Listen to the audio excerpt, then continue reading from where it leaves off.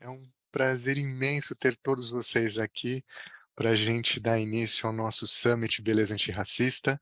Meu nome é Raoni Kuzma, eu vou ser o host hoje e vou acompanhar vocês todos hoje, né, nessa nossa jornada.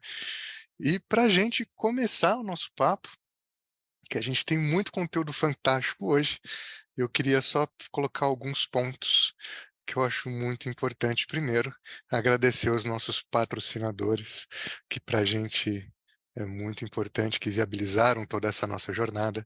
Agradecer o pessoal da DSM, HTFC, da Sunrise, dar um grande agradecimento a todo o time da BC por viabilizar toda essa loucura que a gente cria, ainda mais num tema que de fato a gente entende que infelizmente ainda eh, a gente pode considerar de vanguarda, né. Então, queria agradecer muito a ABC pelo acolhimento e também agradecer os nossos apoiadores, a Feira Preta, Preta Hub, a Beauty Fair, o Painel BAP e a Dima Venture, que faz toda a diferença para a gente poder de fato fazer esse negócio acontecer. E gente, eh, eu queria só fazer uma breve introdução sobre o nosso tema de hoje, entendendo que, de novo, o nível de ousadia que a gente está colocando aqui, ele é um ponto enfim, ele tem o seu valor e a sua relevância, e por isso eu queria só colocar alguns pontos antes de passar a voz aqui já para o nosso primeiro painelista, tá? Primeiro, o que que é o Beleza Antirracista? O nosso foco, de fato, é uma iniciativa da Aurolab, junto com a Associação Brasileira de Cosmetologia, para a gente estimular os tomadores de decisão de toda a cadeia de valor do mercado de cosméticos a entenderem o antirracismo como um vetor de competitividade. E esse é, de fato, o nosso foco. E por isso é importante a gente fazer aqui uma introdução, e eu já vou pedir desculpa aqui para o nosso primeiro painelista, que eu vou tomar um pouquinho do tempo dele, para deixar isso tudo muito pontuado, para que a gente possa ficar sempre todos na mesma página. Tá? A primeira coisa que é muito importante, né, quando a gente fala de beleza antirracista, por que falar de beleza antirracista e não entrar no tema, por exemplo, como relação da diversidade, falar beleza plural ou falar beleza diversa, e estar dentro desse ambiente, de fato, de acolher todos os universos daqueles que foram minorizados, por uma questão muito simples. Quando a gente coloca muito tema na mesa e a gente não dá devida atenção e profundidade para temas específicos, o que a gente tem, na verdade, é um convite para sensibilização e não é o nosso foco. O nosso foco é colocar na mesa de forma profunda, de forma provocativa e sempre muito orientado para resultado e impacto. Por isso, um tema de cada vez. E por isso, também, como eu vou contar um pouquinho para vocês através de alguns dados, é tão importante que, se a gente quiser dar solução, se a gente quiser colocar pautas na mesa da forma qualificada como a gente quer e a gente merece, a gente precisa dar atenção a pontos específicos, tá? E digo isso não só como estrategista, mas também como educador, né? Quando a gente coloca muito tema na mesa e muito repertório a ser aprendido, pouca coisa sai disso. Então, se a gente falasse sobre beleza diversa, no final do evento estaríamos todos muito felizes, mas no final das contas, amanhã a vida continuaria do mesmo jeito, porque nada seria de fato transformado, porque faltaria chão e estratégia. E esse é o nosso foco. Por isso, beleza antirracista. E um outro ponto muito importante também, no termo antirracista, a gente, por uma questão de fato de dar a devida profundidade ao nosso tema, a gente priorizou beleza negra, pelo fato, como vocês vão perceber hoje, que no universo beleza negra já existe muita coisa para a gente pôr em pauta, para a gente criar repertório, legado e criar diálogo. Mas, a partir de maio, também a gente vai incluir, por meio do nosso primeiro painel de bioeconomia, beleza indígena e quilombola, exatamente esses grupos que faltam para a gente dar completude ao universo antirracista, que também é o universo quilombola e também é o universo indígena.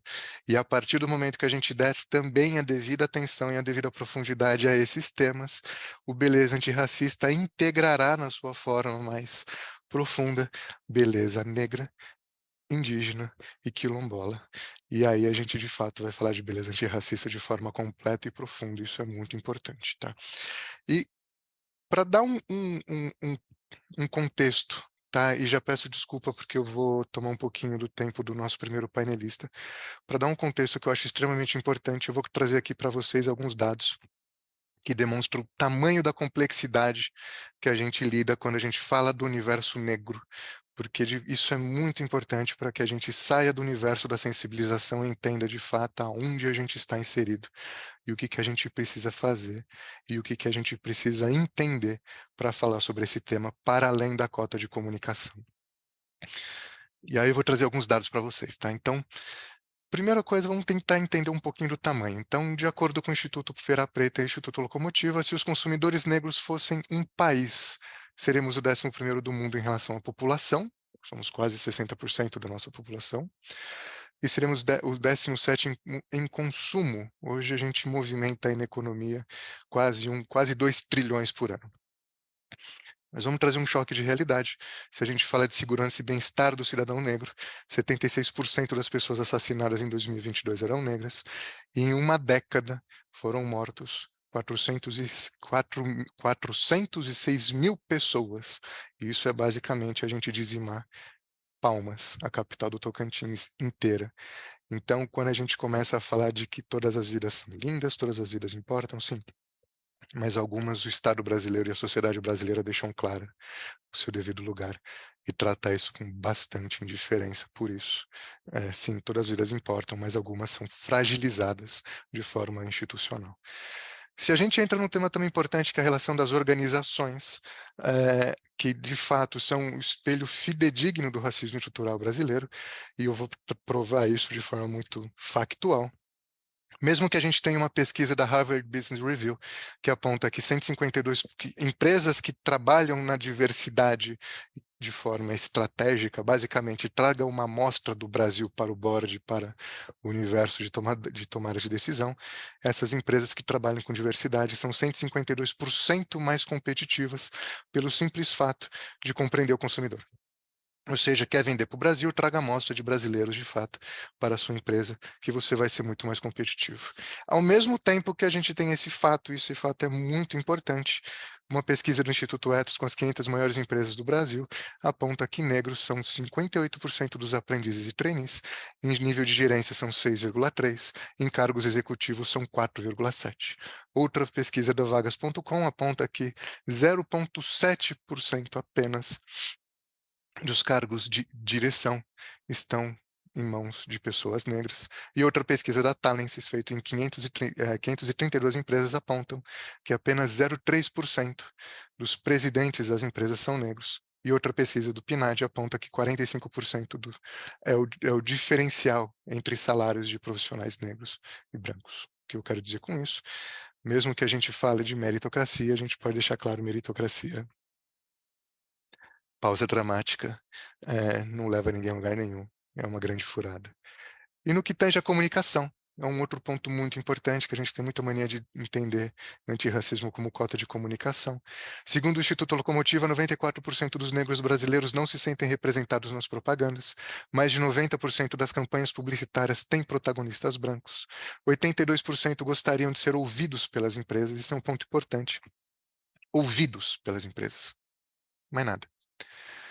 Outro estudo da Todes aponta que homens negros em situação de protagonismo na TV caiu de 22% para 7%, e mulheres negras não passam de 25%.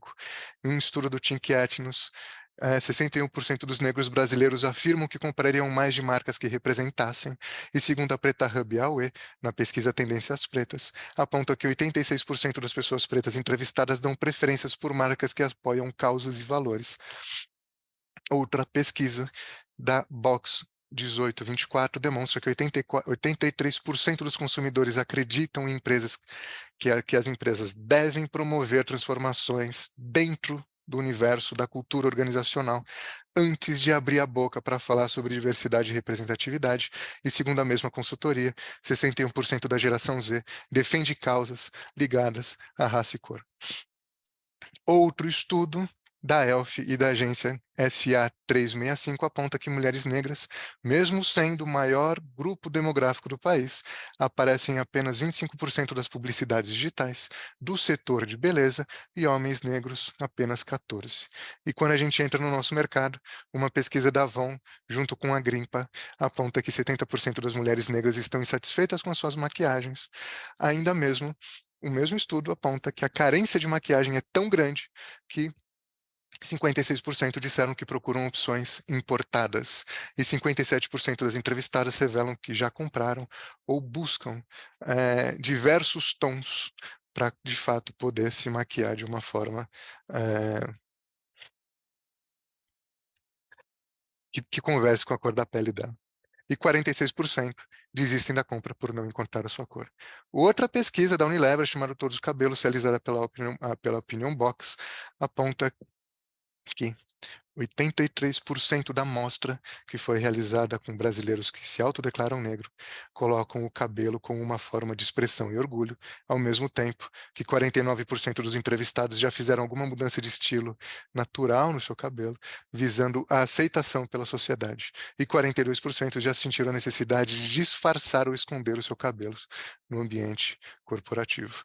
E por isso, a gente tem um outro estudo também da pele negra em relação ao Google, que aponta que 80% das mulheres negras pesquisam antes de comprar os seus produtos, porque de fato a gente ganha um viés extremamente mais racional, baseado numa dinâmica que não tem absolutamente nada de favorável quando a gente fala de beleza negra. De fato, o mercado não faz a mais pálida ideia de quem que a gente é, e pelas pesquisas se demonstra que não teve muito interesse, pelo menos até agora. E por isso, para a gente fechar esse escopo, eu queria falar do fato por isso o nosso viés nesse período, quando a gente fala de beleza negra, beleza antirracista, é dar esse viés do ambiente beleza negra, porque existe muito para a gente colocar em pauta, muito para a gente entender e muito para a gente transformar, muito para a gente de fato eh, pensar em relações estratégicas e sair da teoria fofa e sair da sensibilização. Por isso, o nosso foco hoje é beleza negra e por isso também, a partir de maio, a gente vai dar também a devida atenção à beleza indígena, quilombola, para a gente completar o universo beleza antirracista.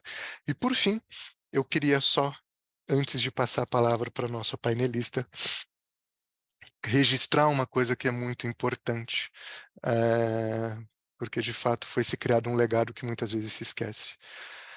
Eu tô há 40 anos, eu tô entrando no Zenta, já tô com uma tendência muito grande para me tornar tio do pavê, e eu tive o privilégio de viver esse mercado em toda a minha vida, o que quer dizer de fato factual.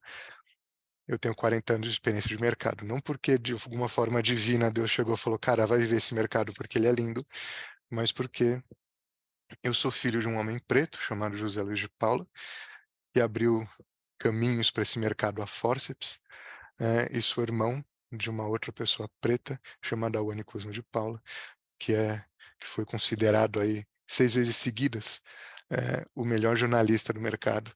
Isso quer dizer o seguinte, que se hoje nós estamos num quarto maior mercado do mundo, muito se deve a 2 pessoas pretas.